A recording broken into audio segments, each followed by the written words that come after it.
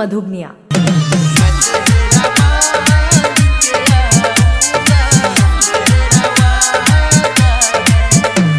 अभी आप सुन रहे हैं मैथिली फिल्म्स के शानदार प्रस्तुति। मैं सेहरा बांध के आऊंगा, मेरा वादा है।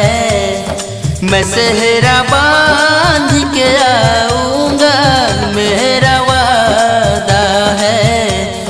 मैं तेरी मांग सजाऊंगा, मेरा वादा है। मैं सेहरा बांध के आऊंगा, मेरा वादा है।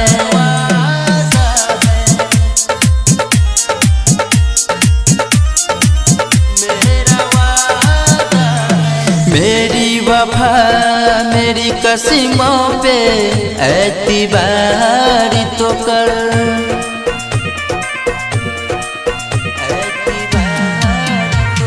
मेरी वफा मेरी कसमों पे एतबार तो कर। मिलन की रात भी आएगी, इंतजार तो कर।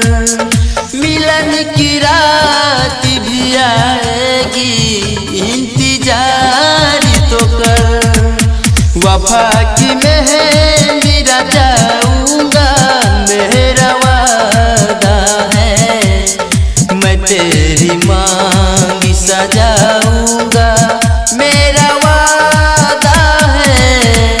मैं सेहरा बांध के आऊंगा, मेरा वादा है।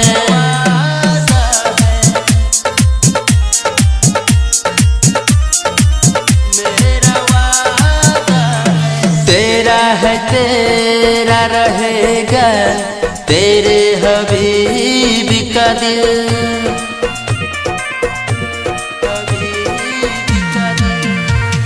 तेरा है तेरा रहेगा, तेरे हबीब का दिल।